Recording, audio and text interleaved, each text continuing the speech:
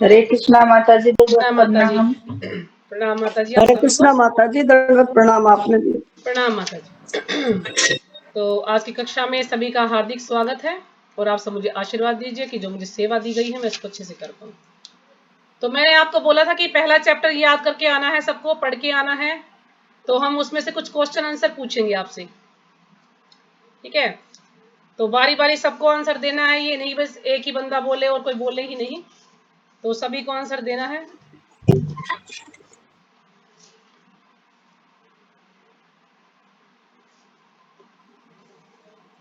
आत्म साक्षात्कार का विज्ञान है आप सबके पास या पीडीएफ भेजूं? माता जी पीडीएफ भेज दीजिएगा। ये जन्म मृत्यु में था माता जी। नहीं माता जी, आत्म साक्षात्कार का विज्ञान ये वाली बुक पढ़ी जाएगी आज। अच्छा ठीक। शुरू के 4 पेज खींच के फोटो ठीक है, अभी भेज रहे हैं पीडीएफ। इतने आप क्वेश्चन का आंसर दीजिए। आत्म साक्षात्कार में पहला कदम अपने को समझना है। आत्म साक्षात्कार में पहला कदम अपने को समझना है। क्या समझना है अपने को? आत्मा।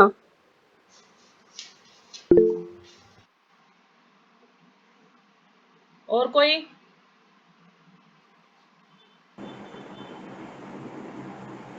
माता जी थोड़ी रसोई में लग रही थी, अभी जाऊंगी किताब उठाऊंगी। और कोई जवाब देगा? हाँ माता जी, क्या पूछ रहे हो आप? आप अपने को आत्म क्या समझना? साक्षात्कार में आत्मा। पहला कदम अपने को क्या समझना है? मैं आत्मा हूँ। आत्मा समझना है माता जी। ठीक मैं है। एक भगवान का दास, अपने गुरु हाँ जी, महाराज का। दास समझ लो या आत्मा समझ लो, कुछ हाँ, भी। मेन तो वही है कि ना, आत्मा ही समझना, अपने आप को शरीर नहीं समझना। आत्मा। तो इसका आंसर यही दिया है कि शरीर से अलग अपने आप को समझना कि मैं शरीर नहीं आत्मा हूँ, ठीक है? आत्मा। दूसरा है, आत्मा का लक्षण क्या है? आत्मा का लक्षण क्या है? आत्मा में चेतना होती है और जैसे शरीर में जैसे ही आत्मा निकल जाती है तो चेतना चली जाती है। हाँ जी, ठीक है माता जी। तो आत्मा का लक्षण है ना, जैसे धुएं का लक्षण, जैसे अग्नि का लक्षण है धुआं, तो आत्मा का लक्षण है चेतना। हाँ जी, सभी को समझ आ रहा है? जिसने हाँ, पहले जी क्लास जी जी अटेंड जी नहीं की माता। वो अभी कर रहे हैं, तो अभी भी समझ सकते हैं। इससे क्या होगा कि पूरा चैप्टर कवर हो जाएगा। संकट और खुशी की सभी भावनाएं किसके कारण हैं? हमारे जीवन में संकट भी है यानी दुख है और सुख भी है, तो ये सभी भावनाएं किसके कारण हैं? कर्मों के कारण, अपने कर्मों के कारण। हरे कृष्ण माता जी, कर्मों के कारण। हाँ जी, और अच्छे बुरे कर्म हमारे पास रहते, साथ रहते हैं। हाँ जी, ये तो है ही। बाकी जो सुख दुख है वो किसके कारण होते हैं? कर्मों के कारण तो है, ठीक है। आत्मा से दुख होते हैं कि शरीर से दुख होते हैं? शरीर से दुख होते हैं। शरीर के कारण दुख होते हैं, क्योंकि ये शरीर है ना, जो आत्मा के ऊपर जो आवरण है शरीर का, इस शरीर के कारण दुख है। ये सब जो भी सुख दुख हमारे जीवन में आते हैं हमारे कर्मों के अनुसार, इस शरीर के कारण ही हम जो है दुख भोगते हैं या सुख भोगते हैं। कृष्ण शब्द का अर्थ क्या है? कृष्ण शब्द का अर्थ क्या है? क्या बताया माता जी? कृष्ण शब्द का अर्थ क्या है? कृष्ण शब्द का कृष्ण शब्द का अर्थ माता जी बताना है तो कोई बता रहा था, ठीक है? नहीं, आप बताइए। हाँ, आकर्षण करता। कृष्ण शब्द का मतलब हमें, हमारे को आकर्षण करना, हाँ जी, हमारे आकर्षण को भी ठीक है। शुद्धिकरण करना। हाँ जी, तो कृष्ण को क्या बोलते हैं? ठीक है। सर्वाकर्षक। कृष्ण जो है सर्वाकर्षक है, सबको जो है आकर्षित करते हैं। तो इसमें किताब के हिसाब से इसमें आनंद का प्रतीक दिया है, तो आकर्षण भी ठीक है, सर्वाकर्षण भी ठीक है और आनंद का प्रतीक।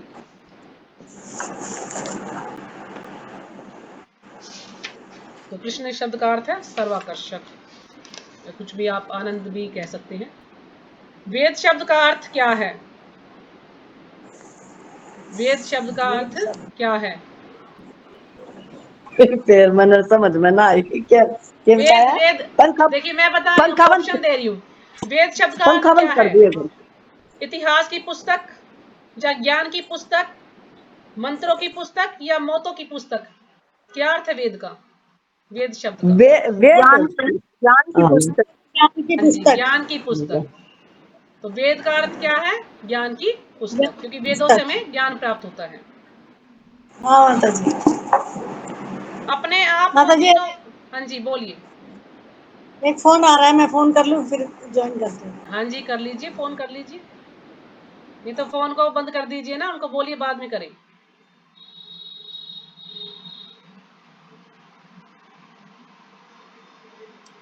कृष्ण माता जी पहला अध्याय में है, मेरे को तो मिल ही नहीं रहे हाँ जी कृष्ण। पहले अध्याय में से पूछ रही हूँ मैं सारे। मैंने आपको पहला अध्याय ही बोला था कि इसको रिपीट करके आना, पहले अध्याय को माता जी रिवाइज कल करके में आना, ताकि मैं आपसे क्वेश्चन पूछूंगी। और ज्यादा मुश्किल क्वेश्चन कुछ नहीं है, बस आसान आसानी जो है पूछ रही हूँ आपसे।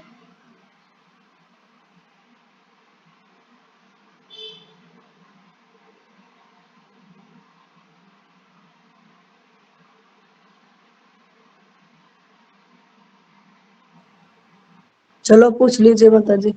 वो माता जी कह रही को फोन आ रखा है उनका, फिर कभी बोले कि मैं बोल के गई थी आपको। आ अच्छा जाने अच्छा दो, अच्छा 2 अच्छा, मिनट हाँ, वेट कर लेते ठीक हैं। ठीक। हाँ, वो पंखा इसलिए बंद करे, ऐसा सुनाइए ना देता माता जी। तो पंखा ज्यादा आवाज करता है ना, फिर समझ नहीं आता।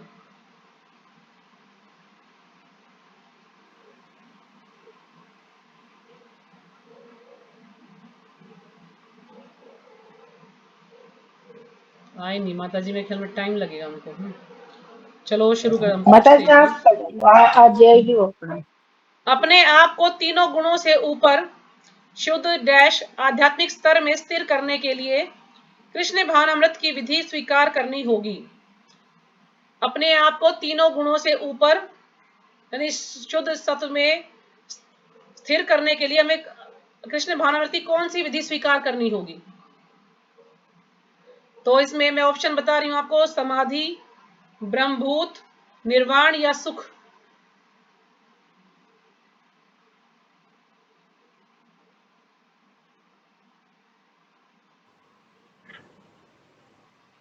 क्या बता माता जी, दोबारा से अपने आप को दोहराइए। तीनों गुणों से ऊपर शुद्ध डैश आध्यात्मिक स्तर में स्थिर करने के लिए कृष्ण भावनामृत की विधि स्वीकार करनी होगी।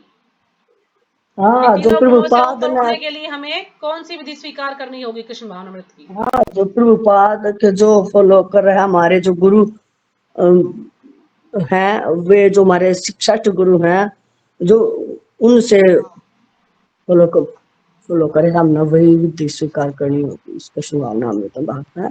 तो मैंने आपको 4 ऑप्शन दिए हैं, समाधि, ब्रह्मभूत, निर्वाण या सुख। कौन सा ऑप्शन आएगा इसमें?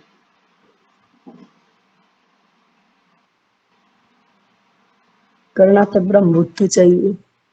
इसका आंसर है ब्रह्मभूत। क्योंकि ब्रह्मभूत जो है, ब्रह्मभूत ऐसी अवस्था है कि ना तो ज्यादा दुख होता है तो इंसान दुखी होता है, और जब सुख हाँ, होता है तो वो सुखी भी नहीं होता।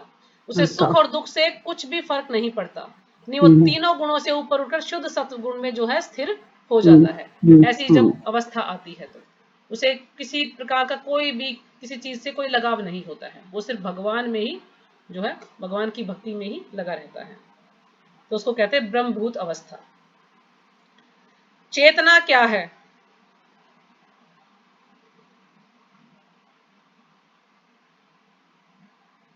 आप बताइए, कोई माता जी, कोई सी माता जी बता दीजिए।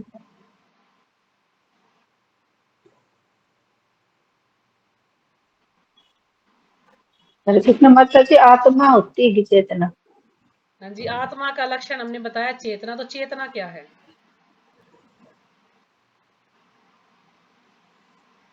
चेतना माता जी जो हम सोचते जीव। हैं, हाँ जी, जो हम सोचते हैं उसका भी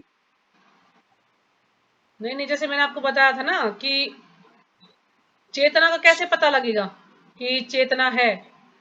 अब आत्मा है तो चेतना भी है।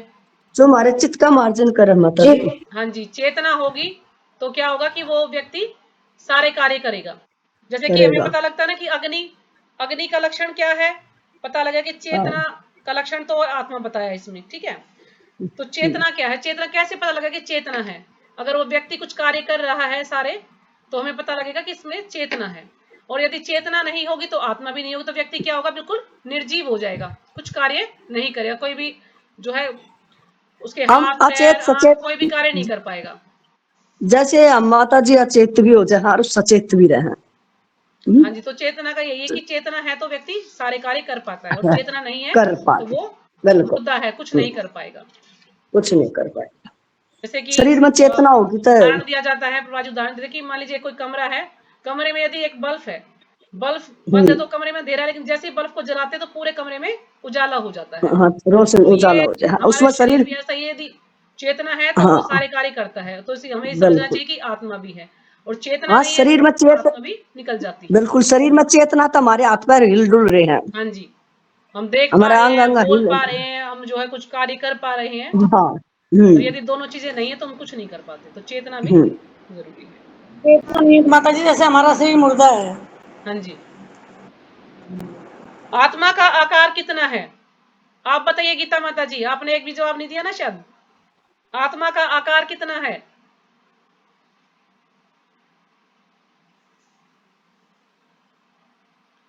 बहुत बार बताया है आत्मा का आकार, अरे आप तो इतने दिन से लेक्चर सुन रही हैं सुबह डेली, तो आत्मा का आकार बताइए कितना है।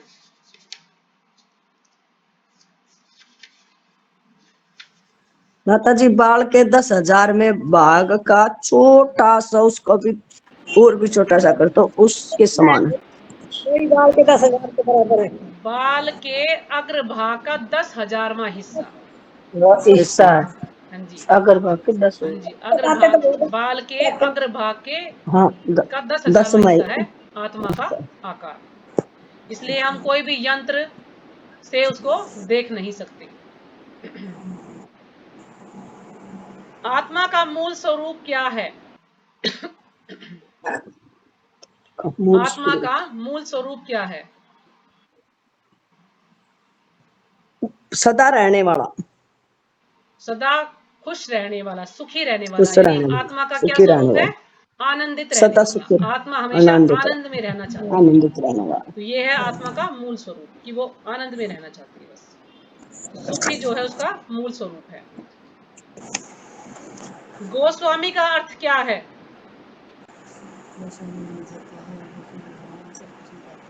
गोस्वामी का अर्थ क्या है? किनको गोस्वामी कहेंगे हम? बता दे कोई सी माता जी, फिर बार बार मैं मुझे नहीं बताऊंगी क्या। और कोई बता, बोल आप लीजिए। बताओ, आप बताओ, कोई नहीं, आप बताओ।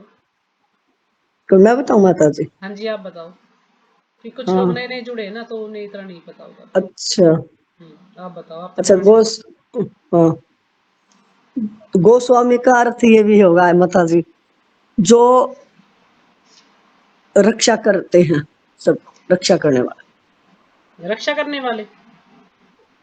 हाँ, और एक और वो मेरे माइंड में अभी घूम रहा है, याद नहीं आ रहा। अच्छा अच्छा, कोई बात नहीं। रमा माता जी, आप बताइए गोस्वामी कौन होते हैं, किनको बोलते हैं गोस्वामी?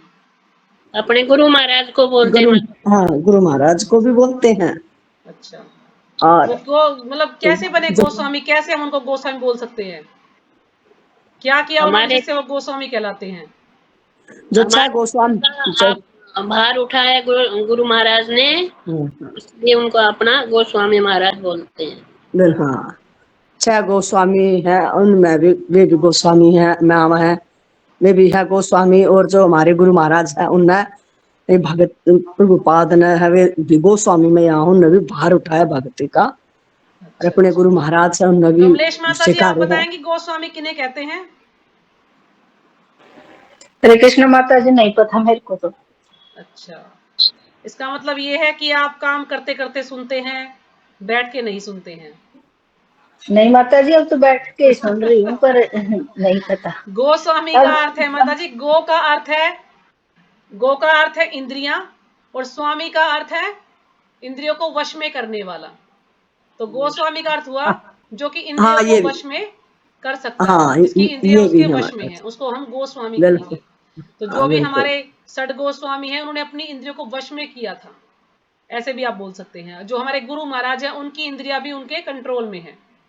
तो गोस्वामी इसी को कहा जाता है जिसकी अपनी सारी इंद्रियों पर जो है उसको कंट्रोल हो, सारी इंद्रियां उसके वश में हो, तो उसको गोस्वामी क्षमा कहते हैं। करना मत, क्षमा करना माता जी। नहीं, क्षमा की बात नहीं है, आप लोग तो पुराने भक्त हो। आप और जो है रमा माता जी, आप तो काफी दिन से सुन रहे हो, बाकी तो सभी नए भक्त हैं, लेकिन आप लोग तो सुन रहे हो ना। और गोस्वामी तो कितनी बार आता है बुक में ना, पल्ले बहुत में बार रहता सुनने में है। आता है गोस्वामी। चलो कोई बात नहीं। अब याद इतने रखना, खड़ा मैं कल माता फिर जी पूछूंगी जरूर आपसे, रखें। ठीक है? अब याद रखना कि गोस्वामी किसको कहते हैं, ठीक है? माता जी एक याद, बार फिर बता दो। गो का अर्थ है इंद्रियां और स्वामी का अर्थ है वश में करने वाला, यानी इंद्रियों को वश में करने वाला, उसको गोस्वामी कहा तो जाता है, गोस्वामी बोला जाए। जो अपनी इंद्रियों को वश में कर लेता है, ठीक है? ये जो मैं भी क्वेश्चन पूछ रही हूँ सारे बुक में है, जन्म मृत्यु से परे का जो पहला चैप्टर है उसी में से पूछ रही हूँ। इसका मतलब ये है कि आप लोगों ने इसको पढ़ा नहीं है। माता जी जो आप ये पढ़ रहे हो ना, ये बुक हमने तो आपकी क्लास में मैंने तो लिए नहीं, मैंने तो क्लास 2 3 दिन ली आपकी। हाँ हाँ, क्लास नहीं ली, लेकिन उन्होंने क्लास ली है, वो भी नहीं बता पा रहे ना। वो क्लास की जरूरत नहीं है, ये तो ये 2 4 बातें तो ऐसा कि हर कोई भी लेक्चर सुनते हैं तो ये बातें आई जाती हैं सुनने में। अच्छा, ज्ञान की सब पुस्तकों का उद्देश्य क्या है? ये जन्म मृत्यु से परे है जो उसी में से पूछ रही हूं मैं, कि ज्ञान की सब पुस्तकों का उद्देश्य क्या है? कृष्ण भावनामृत की तरफ लेकर जाना। हाँ जी, सभी पुस्तकों का एक ही उद्देश्य है कि हमें जो है ये आभास होए कि हम क्या है, आत्मा है, कि हमें शुद्ध आत्मा के रूप में अपनी स्थिति को समझने में प्रशिक्षित करती हैं। तो किताब के अनुसार ये आंसर दिया गया है कि शुद्ध आत्मा के रूप में, यानी सभी का एक ही उद्देश्य है, ये समझाती हैं कि हम क्या हैं, हम आत्मा है, ये शरीर नहीं है, और हमें फिर भगवान की सेवा करनी है।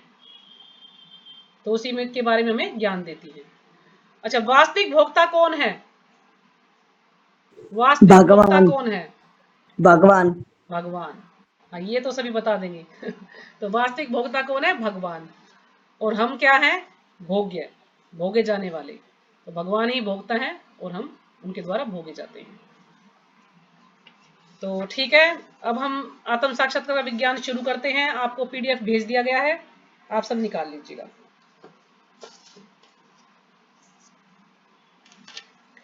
कल सब जो है दूसरा चैप्टर पढ़ के आएंगे, ठीक है? दूसरा चैप्टर है मृत्यु के समय उन्नति।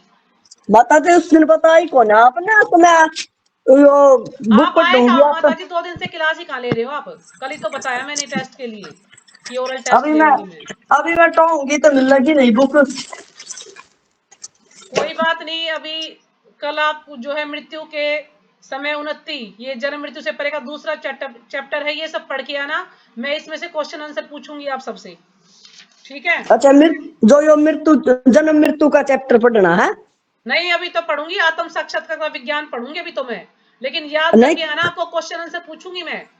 जन्म मृत्यु से अच्छा परे का जो दूसरा चैप्टर है उसमें से क्वेश्चन आंसर पूछूंगी। अच्छा, जन्म मृत्यु में था। हाँ, आज मैंने पहले चैप्टर के क्वेश्चन पूछे, कल दूसरे के पूछूंगी। तो अब दूसरा चैप्टर सबको पढ़ना है जिसके पास भी बुक है। तो आज हम शुरू करते हैं आत्म साक्षात्कार का विज्ञान। तो शुरू से पढ़ते हैं इसको। ये है प्राकथन। प्राकथन का अर्थ क्या है?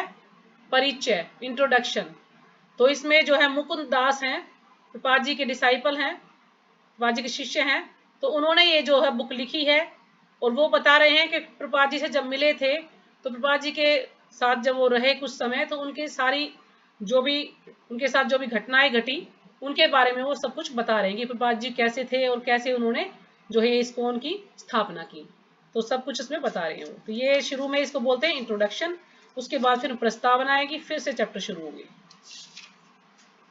तो कृष्ण कृपा मूर्ति ऐसी भक्ति वेदांत स्वामी प्रपात के विषय में मुझे प्रारंभ से ही ज्ञात था कि अभी तक मैं जिन व्यक्तियों से मिला था वे उन अत्यधिक असाधारण व्यक्ति थे।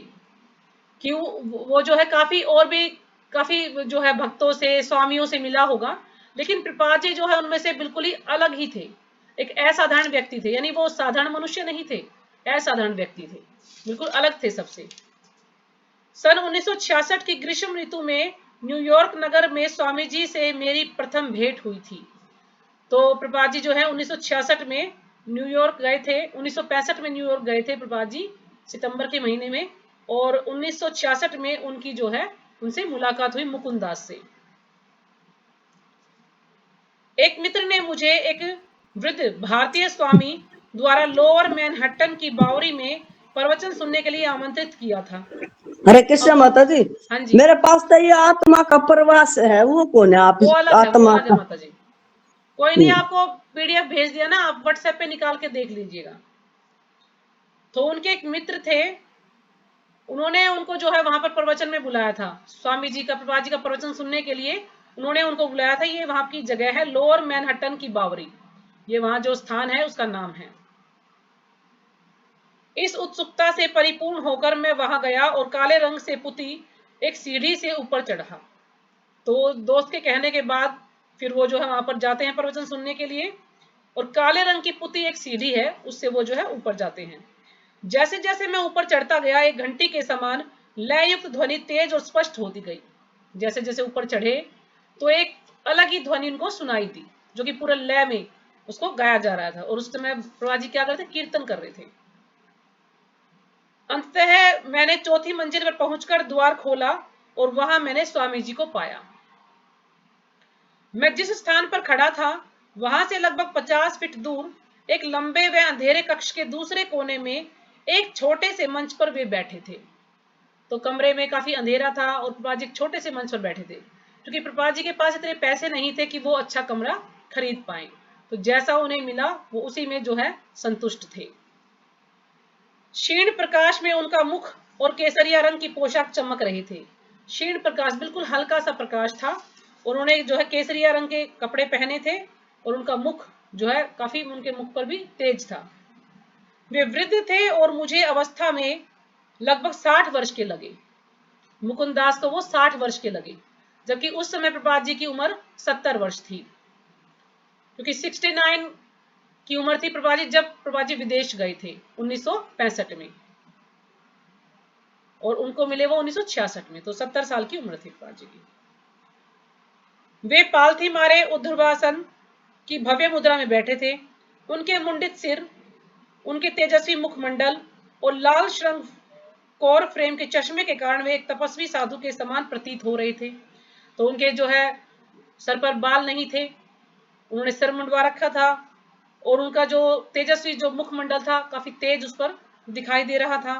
उन्होंने लाल श्रृंग फोर फ्रेम का एक जो है चश्मा पहना हुआ था, और बिल्कुल ऐसे अपने कंधों को ऐसे उचका के हुए ऐसे वो बैठे हुए थे वहां पर, और बिल्कुल तपस्वी साधु के समान वो दिखाई दे रहे थे। आंखें बंद किए हुए तथा ढोलक के समान एक यंत्र, जिसने अपना अधिकतर जीवन अध्ययनरत रहकर व्यतीत किया हो, मतलब देखने से ही पता लग रहा था कि उन्होंने अपना जो है ज्यादा से ज्यादा समय अध्ययनरत यानी अध्ययन ही किया है उन्होंने। आंखें बंद किए हुए तथा ढोलक के समान एक यंत्र को बजाते हुए मंद स्वर में वे सरल संस्कृत में प्रार्थना कर रहे थे, यानी धीरे धीरे जो है हल्की हल्की ढोलक बज रही थी, और उसमें जो है वो अपना कोई यंत्र यानी करताल, ढोलक, मंजीरा ये सब बजाकर वो जो है अपनी प्रार्थना गा रहे थे। श्रोताओं की संख्या कम थी, परंतु वे श्रवण और कीर्तन की विधि के अनुसार स्वामी जी के साथ समयांतर से कीर्तन में सम्मिलित हो जाते थे। कि श्रोता जो है कम थे सुनने वाले, लेकिन फिर भी वो समय से प्रभुपाद जी के जब भी कीर्तन होता या प्रार्थना होती, आरती होती, तो वो समय से वहां पहुंच जाते थे। कुछ श्रोतागण करताल बजा रहे थे, जिन्होंने मुझे घंटी की ध्वनि का आभास करवाया। मंत्रमुग्ध होकर मैं चुपचाप पीछे जाकर बैठ गया और कीर्तन में भाग लेने का प्रयत्न करने लगा और प्रतीक्षा करने लगा। यानी इतना सुंदर कीर्तन वहां पर किया जा रहा था, प्रभुपाद जी कर रहे थे, और सभी जो है अलग अलग यंत्र बजा रहे थे, कि वो मुकुंद दास जो है इतना प्रभावित हुआ, उसको इतना अच्छा लगा कि वो वहीं पर बैठ गया और उसको सुनने लगा। कुछ क्षणों के पश्चात स्वामी जी ने सामने खुले हुए एक बृहत संस्कृत ग्रंथ से अंग्रेजी में प्रवचन देना आरंभ किया। तो थोड़ी देर के बाद स्वामी जी ने क्या किया, एक बृहत संस्कृत यानी एक बहुत बड़ा ग्रंथ था, संस्कृत में लिखा हुआ था, और उन्होंने जो है अंग्रेजी में उसको प्रवचन देना आरंभ कर दिया, क्योंकि वहां के लोग तो अंग्रेजी ही समझते थे, इसलिए प्रभुपाद जी उनको अंग्रेजी में ही प्रवचन देते थे। उन्हें तो संस्कृत हिंदी नहीं पढ़नी आती थी, लेकिन बाद में तो उन सब ने ये संस्कृत भी सीख ली, हिंदी भी सीख ली, और जो है अच्छे से वो प्रवचन भी करने लगे। कभी कभी वे उस ग्रंथ से उदाहरण देते, परंतु अधिकांशतः वे अपनी स्मृति के आधार पर बोल रहे थे, कि कभी कभी तो वो उसमें से भी उदाहरण दे रहे थे, लेकिन कभी कभी वो अपनी स्मृति के आधार पर, यानी अपनी जो भी उन्हें याद था उसके अनुसार बोल रहे थे, ये नहीं कि सब कुछ जो है किताब में से देख के बोल रहे थे। उनकी भाषा की ध्वनि आकर्षक थी, और प्रत्येक श्लोक के पश्चात वे अत्यंत सावधानी पूर्वक विस्तृत व्याख्या कर रहे थे, कि कोई भी श्लोक पढ़ते तो पूरा विस्तृत रूप से, विस्तार से उसको समझाते थे। जैसे कि हम देखते हैं प्रभुपाद जी ने जो भी श्रीमद् भागवतम है, चैतन्यचरितामृत है, भगवत गीता लिखी है, तो सब में तात्पर्य दिया हुआ है, काफी विस्तार से उस बात को समझाया गया है। लेकिन यदि हम और किसी कोई और गीता देखते हैं, गोरखपुर की गीता है या किसी और ने भी गीता लिखी है, बहुत से लोगों ने गीता लिखी है, तो किसी ने भी तात्पर्य उसमें नहीं है, या उसका जो अर्थ है वो बिल्कुल भी मैच नहीं करता जो प्रभुपाद जी ने बताया। जो प्रभुपाद जी ने बताया है बिल्कुल यथारूप, कि जैसा था उसको असली रूप में ही हमें दिया है, इसमें कोई मिलावट नहीं की है उन्होंने। वे एक विद्वान के समान प्रवचन दे रहे थे। उनकी शब्दावली दार्शनिक शब्दों एवं मुहावरों से युक्त थी। हाथों की सुचारू मुद्राएं और मुख के सजीव भाव उनके प्रवचन को प्रभावशाली बना रहे थे, यानी बिल्कुल अच्छे ढंग से वो जो है बैठे हुए थे, उनकी जो मुद्रा थी बहुत अच्छी थी, और वो प्रवचन दे रहे थे, यानी उनका जो प्रवचन था काफी प्रभावशाली था। प्रवचन का विषय अत्यंत गंभीर था, जिसे मैंने पहले कभी नहीं सुना था। तो मुकुंदास जी कह रहे हैं कि उन्होंने पहले कभी नहीं सुना था, फर्स्ट टाइम उन्होंने ऐसा प्रवचन सुना था। मैं यह शरीर नहीं हूं, मैं भारतीय नहीं हूं, आप लोग अमेरिकन नहीं हैं, हम सब आत्मा हैं। तो बाजी बता रहे हैं कि ना तो हम क्या हैं, शरीर हैं, और ना ही हम कोई कहे कि मैं तो भारतीय हूं, मैं अमेरिकन हूं, मैं जो है जापानी हूं, तो कोई भी हम नहीं, हम क्या है, सिर्फ आत्मा है। तो प्रभा जी ये समझा रही थी उनको कि हम सब आत्मा है। प्रवचन के पश्चात किसी ने मुझको भारत में मुद्रित एक पत्रिका दी। जब प्रवचन समाप्त हुआ तो उनको एक जो भारत में कोई पुस्तिका छपी थी वो उनको दी गई। उस पर एक चित्र था जिसमें स्वामी जी भारतीय प्रधानमंत्री श्री लाल बहादुर शास्त्री को अपने 3 ग्रंथ भेंट कर रहे थे। तो प्रभा जी ने कभी लाल बहादुर शास्त्री से मुलाकात की तो उनको 3 ग्रंथ उनको भेंट किए थे। शीर्षक में शास्त्री जी का कथन था कि सभी भारतीय शासन के पुस्तकालय इन ग्रंथों को मंगाएं। अब प्रभा जी चाहते थे कि सभी जितने भी पुस्तकालय हैं सब इन ग्रंथों को मंगाए और औरों को दें, ताकि सब बच्चे इनको पढ़े, बड़े भी इनको पढ़े और उन्हें कुछ ज्ञान हासिल हो। कृष्ण कृपा मूर्ति ऐसी भक्ति वेदांत स्वामी प्रभुपाद एक महान कार्य कर रहे थे। प्रधानमंत्री ने एक अन्य गद्यांश में आगे कहा, और उनके ग्रंथ मानवता की मुक्ति में महत्वपूर्ण योगदान है। तो जो प्रधानमंत्री ने भी कहा एक लेक्चर में या पाठ में कि उनके ग्रंथ जो है मानवता की मुक्ति के लिए काफी महत्वपूर्ण योगदान है उनका, तो हमें इन ग्रंथों को अवश्य पढ़ना चाहिए। मैंने ग्रंथों की प्रतियों को खरीद लिया, जिसके संबंध में मुझे ज्ञात हुआ कि स्वामी जी इनको भारत से लाए थे। ग्रंथ के आवरण पृष्ठ, लघु पुस्तिका और अन्य अनेक साहित्य के अध्ययन के पश्चात मुझे अनुभव होने लगा कि भारत के परम आदरणीय आध्यात्मिक नेताओं में से एक के साथ मेरी अभी भेंट हुई है। यानी उनको जब ये सब उन्होंने देखा कि ग्रंथ देखे, छोटी छोटी पुस्तकें देखी, साहित्य देखे और अध्ययन के पश्चात उनको अनुभव हुआ कि वास्तव में उन्होंने भारत एक परम आदरणीय के साथ जो है भेंट की है। परंतु मैं नहीं समझ सका कि ऐसे विशिष्ट एवं महत्वपूर्ण सज्जन बावरी, अमेरिका का झोपड़पट्टी क्षेत्र, तो बावरी क्या है, बिल्कुल ही निम्न स्तर का यानी झोपड़पट्टी वाला इलाका था, मैं ही क्यों निवास कर रही हैं। तो वो सोच रहा था कि प्रभुपाद जी जो है इतने ऐसे स्थान पर क्यों रह रहे हैं। निश्चय ही वे सुशिक्षित थे और सभी दृष्टिकोणों से किसी कुलीन भारतीय परिवार में जन्म लिए प्रतीत हो रहे थे, कि देखने से लगता था कि वो अच्छे परिवार से हैं। तब वे इतनी निर्धनता में क्यों निवास कर रहे थे, किस कारण से वे यहाँ आए थे। इन सब बातों को जानने के लिए कुछ दिनों पश्चात एक दोपहर को मैं उनसे भेंट करने चला गया। अब उसके अंदर ये उत्सुकता थी कि आखिर ये स्वामी जी इतना अच्छा प्रवचन कर रहे हैं, दिखने में अच्छे लग रहे हैं, अच्छे घर से लग रहे हैं, फिर वो ऐसे स्थान में क्यों रह रहे हैं, तो वो जानना चाहता था। इसलिए वो एक दिन दोपहर में जो है स्वामी जी से मिलने चला गया। मेरे आश्चर्य की सीमा न रही कि श्री प्रपात, जैसा कि बाद में मैं श्री स्वामी जी को संबोधित करने लगा, मेरे साथ चर्चा करने के लिए अधिक व्यस्त नहीं थे। यानी प्रपात जी तो पूरा दिन मेरे साथ बात करने के लिए तैयार थे। ऐसा नहीं था कि वो व्यस्त हैं और मुझे समय नहीं दे पाएंगे, वो तो पूरा दिन मेरे साथ बात करने के लिए तैयार थे। वास्तव में मुझे ऐसा प्रतीत हुआ कि वे मेरे साथ सारे दिन चर्चा करने को तैयार थे। उनका व्यवहार अत्यंत स्नेहपूर्ण और वित्रवत था। तो बहुत ही अच्छा स्वभाव था प्रपात जी का। उन्होंने बताया कि 1959 में भारत में उन्होंने संन्यास ग्रहण किया था। तो 1959 में प्रपात जी ने संन्यास ग्रहण किया था, मैंने कल भी आपको बताया था। सन्यासी होने के कारण उन्हें अपनी व्यक्तिगत आवश्यकताओं के लिए धन साथ में रखने तथा धनोपार्जन की अनुमति नहीं थी। अब जब उन्होंने संन्यास ले लिया था, तो संन्यास लेने के बाद व्यक्ति को अपनी जो है व्यक्तिगत जो भी उनकी आवश्यकता है उनको कम करना होता है, यानी ज्यादा पैसा खर्च नहीं करना है और ना ही उनको पैसा कमाने के लिए कहीं जाना है। तो उनको पैसा भी नहीं कमाना है, धनोपार्जन भी नहीं करना है। तो प्रभुपाद जी उनको बता रही हैं। उन्होंने कई वर्ष पूर्व कलकत्ता विश्वविद्यालय से अपना अध्ययन पूर्ण किया था। उनका एक परिवार भी था। प्राचीन वैदिक संस्कृति के अनुसार श्री प्रभुपाद ने अपने ज्येष्ठ पुत्रों पर परिवार एवं उद्योग धंधे के भार को सौंप दिया था। तो प्रभुपाद जी ने अपना पूरा कारोबार अपने बच्चों के ऊपर सौंप दिया था और उन्होंने संन्यास ले लिया था।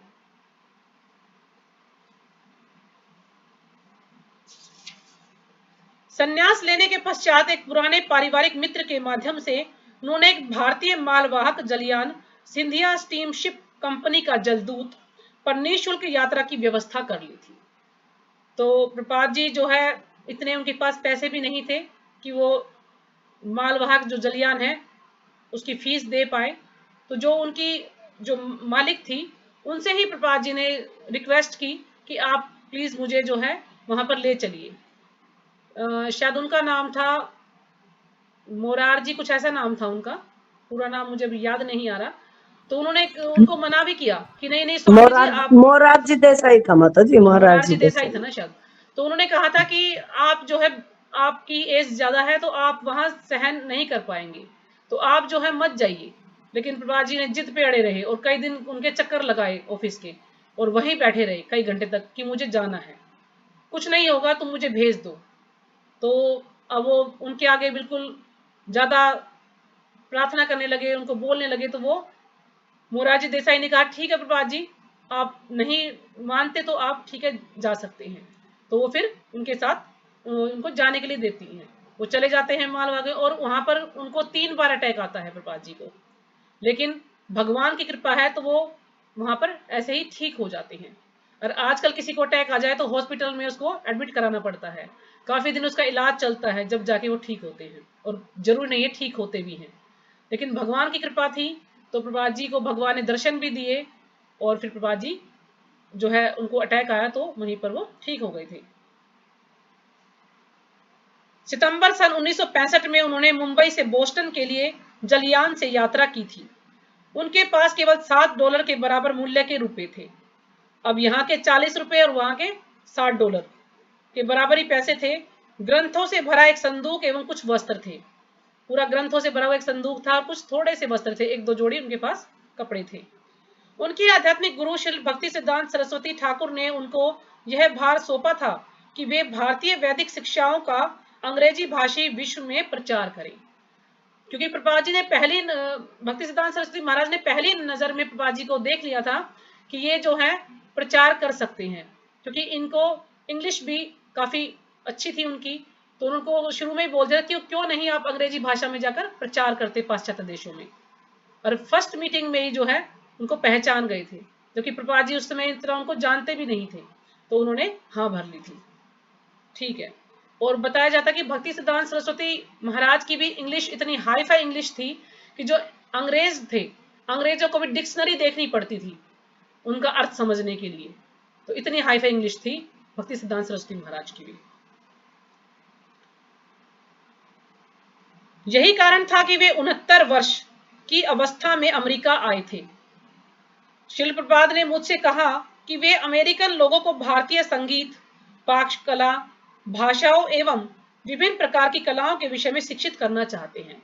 तो प्रभुपाद जी उनको बता रहे थे कि मैं अमेरिका के लोगों को भारतीय संगीत में, पाकशाला में और भाषाओं, अलग अलग भाषाओं में, अलग अलग प्रकार की कलाओं में उनको निपुण करना चाहता हूँ, उनको शिक्षित करना चाहता हूँ, उनको सिखाना चाहता हूँ।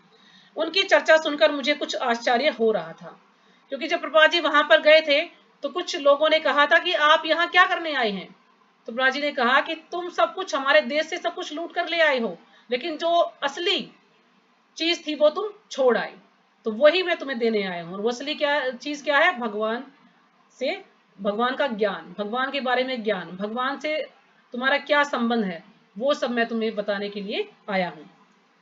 मैंने देखा कि शिल प्रपाद एक छोटी सी चटाई पर शयन करते थे। उनके वस्त्र कक्ष के पिछले भाग में ग्रीष्म ऋतु की दोपहरी में सूखने के लिए टंगे हुए थे, क्योंकि प्रपाद जी के पास बहुत थोड़ा सा सामान था। एक दो जोड़ी कपड़े थे, एक छोटा सा संदूक था, एक ऐसा जो है बर्तन था जिसमें 3-4 आइटम वो एक बार बना सकते थे। तो गिने चुने जो है गिना चुना सामान था उनके पास। वे अपने वस्त्र स्वयं धोते थे और अपना भोजन भी एक विशेष पात्र में, जिसको उन्होंने भारत में अपने हाथों से बनाया था, पकाते थे। उस 4 डिब्बे वाले पात्र में वे एक ही साथ 4 प्रकार के खाद्य पदार्थ तुरंत पका लेते थे। शिल प्रपाद के पास प्राचीन दिखने वाले पोर्टेबल टाइपराइटर के चारों ओर कक्ष के दूसरे भाग में असंख्य पांडुलिपियों का अंबार लगा हुआ था। तो प्रभुपाद जी के पास एक छोटा सा टाइपराइटर था जिसको कि वो अच्छे से अपने बैग में रख सकें, और कुछ असंख्य पांडुलिपियां थी, कुछ प्रतियां थी जो कि उन्होंने लिखी हुई थी और जिनको छपवाना था। ऐसी काफी सारी पांडुलिपि थी उनके पास, प्रतियां थी। मुझे ज्ञात हुआ कि वे 24 घंटे में से लगभग 20 घंटे उन 3 खंडों की व्याख्याएं टाइप करने में व्यतीत करते थे जिन्हें मैंने खरीदा था। यानी 20 घंटे उन 3 खंडों की व्याख्याएं।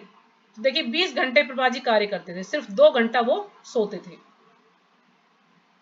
यह श्रीमद् भागवतम नामक 60 खंडों का एक विशाल ग्रंथ होने वाला था, और यथार्थ में यह ग्रंथ आध्यात्मिक जीवन का विश्वकोश था। यानी काफी बड़ा ग्रंथ वो जो है लिखने जा रहे थे श्रीमद् भागवतम का। तो श्रीमद् भागवतम में 12 स्कंद हैं और 18 उनकी पुस्तकें हैं और 18,000 उसमें श्लोक हैं। मैंने प्रकाशन हेतु अपनी शुभकामनाएं व्यक्त की और उन्होंने मुझे शनिवार की संस्कृत कक्षाओं एवं सोमवार, बुधवार और शुक्रवार को सायंकाल होने वाले अपने प्रवचनों में पुनः आने का निमंत्रण दिया। मैंने वह निमंत्रण स्वीकार कर लिया, उनको धन्यवाद दिया और उनके दृढ़ संकल्प पर विस्मित होते हुए मैं वहां से चला पड़ा। यानी उनका जो दृढ़ संकल्प देखकर मुकुंदास कह रहे हैं कि मैं बिल्कुल हैरान था कि कितना जो है दृढ़ संकल्प है प्रभुपाद जी का। इस उम्र में वो इतना जो है संघर्ष कर रहे हैं, इतना घंटा जो है अध्ययन कर रहे हैं, लिख रहे हैं, और फिर उनको प्रकाशन यानी फिर उनको छपवाना भी चाह रहे हैं। उनको कितना मतलब उन्हें चक्कर काटे, क्योंकि उनके पास उस समय धनराशि भी नहीं थी उनको छपवाने के लिए। कुछ सप्ताह उपरांत जुलाई 1966 में मुझे शिल प्रपाद के लिए कुछ अधिक सम्मानित क्षेत्र में आवास ढूंढने में सहायता करने का सौभाग्य प्राप्त हुआ।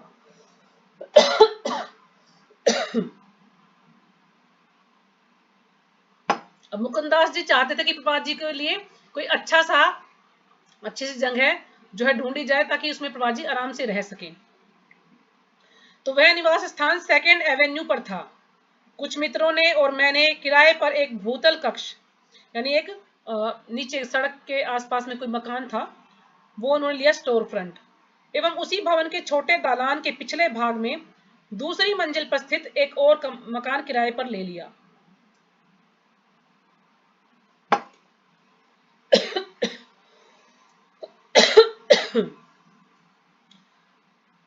प्रवचन और कीर्तन निरंतर होते रहे और 2 सप्ताह में ही इस धार्मिक आयोजन की तेजी से वृद्धि हुई।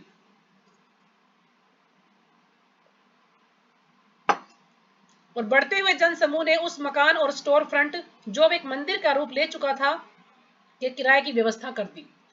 अब लोगों को अच्छा लगने लगा तो धीरे धीरे संख्या बढ़ी, तो उन्होंने आपस में मिलकर किराए की भी व्यवस्था की। जब जो लोग वहां पर प्रवचन सुनने आते थे फिर वो सेवा भी करने लगे।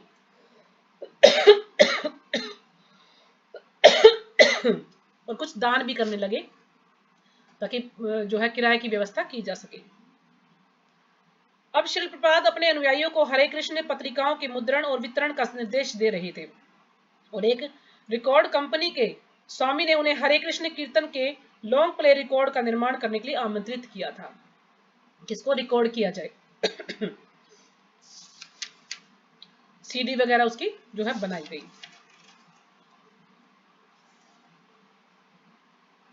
शिल प्रपात के हरे कृष्ण कीर्तन का रिकॉर्ड बनाया गया और वह एक अत्यंत लोकप्रिय एवं सफल रिकॉर्ड सिद्ध हुआ। अपने नवीन स्थान में शिल प्रपात कीर्तन, वैदिक दर्शन, संगीत, जप के द्वारा ललित कलाएं एवं भोजन बनाने की शिक्षा दे रहे थे। अब प्रपात जी जो है नए स्थान पर चले गए और सबको संगीत सिखा रहे हैं, वैदिक दर्शन यानी वैदिक जो शास्त्र है उनको पढ़ने के लिए प्रोत्साहित कर रहे हैं, जप करने के सिखा रहे हैं, उनको छोटी छोटी उनको कलाएं सिखा रहे हैं, भोजन बनाने भी उनको सिखा रहे हैं क्योंकि उन लोगों को भोजन बनाना नहीं आता था, ना ही उन्हें कपड़े पहनने आते थे, ना ही उन्हें जो है वो नहाते थे। तो प्रपात जी ने उन्हें शिक्षा दी कि डेली स्नान करना चाहिए, स्वस्थ वस्त्र जो है पहनने चाहिए। और वो तो बस ऐसे ही नशे में रहते थे, हिप्पी लोग थे वो, सारे दिन बस जो है दम मारना यानी वो जो है ड्रग्स वगैरह लेते थे, शराब पीते थे और बस नशे में पड़े रहते थे, उन्हें होश ही नहीं था कि क्या कर रहे हैं। तो प्रपात जी ने उनको सब कुछ सिखाया, औरतों को साड़ी पहनना सिखाया।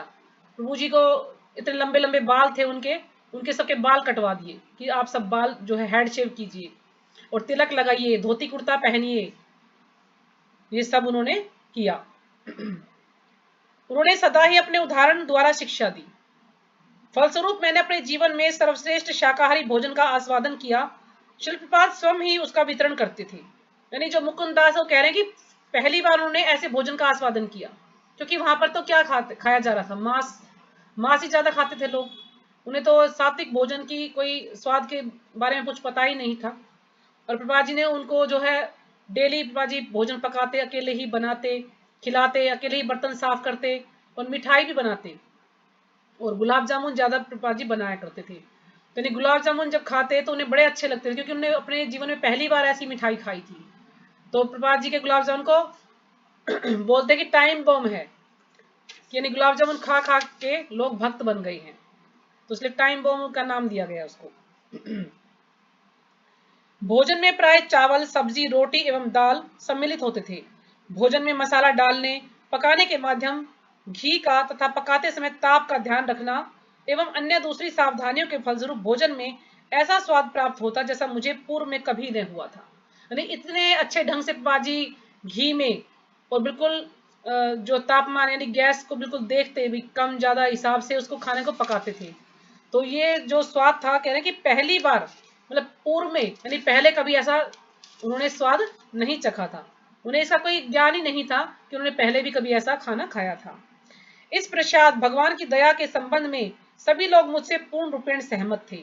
एक शांति सेना का कार्यकर्ता जो चीनी भाषा का विद्वान भी था, यानी वो एक सेना का कार्यकर्ता था और चीनी भाषा का विद्वान भी था।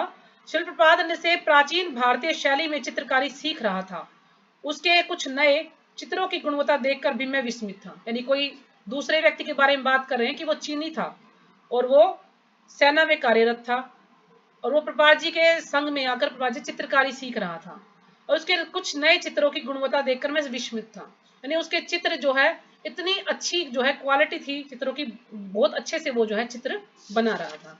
तो यहीं पे हम विराम करेंगे, समय भी हो गया है और बाकी हम इसको कल पढ़ेंगे। तो कल जो है इसको पूरा हो जाएगा, ये 4 पेज और बचे हैं इसके, कल पढ़ेंगे। तो किसी को कुछ पूछना तो नहीं है, सभी को कुछ समझ में आया या किसी को कुछ समझ में नहीं आया?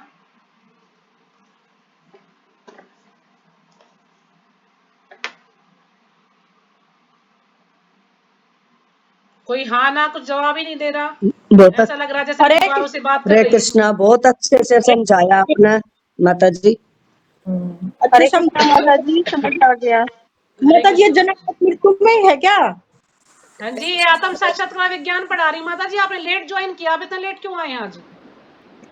अच्छा, ये दूसरा आत्मशास्त्र वो ले लिया क्या आपने, दूसरी किताब? हाँ जी, आप 9:40 पे आप आए हैं, इतना लेट क्यों आए हैं आप? आज ये पहली वाली बुक बार पढ़ा रही हूँ मैं आज। ये आत्म वाली बुक शास्त्र। मंदिर में मिल जाएगी आपको, सभी को द्वारका टेम्पल से मिल जाएगी। अच्छा ठीक है माता जी, सभी इसको लेकर आए। ठीक। क्योंकि ये ऐसा है ना, उसकी तरह है ना, प्रभुपाद की जैसे छोटी बुक है उस वैसा ही लग रहा है ना। हाँ हाँ, ये थोड़ी सी बड़ी है, मोटी है ये थोड़ी सी। ये मंदिर ठीक से है मिलेगी माता आपको, जी के द्वारका मंदिर स्वागत से सब ले सकते हैं। माता जी के स्वागत के लिए हरे कृष्ण महामंत्र बोलेंगे सब। माता जी ने बहुत अच्छे से अच्छा, क्लास करी आप है। लोग कुछ सुनाएंगे आज? माता रमा माता जी, आपका गला ठीक हो गया? हाँ माता जी, गला ठीक है। अच्छा, तो आज जो है चैतन्य प्रिया माता जी, आप आरती सुनाएंगी कोई?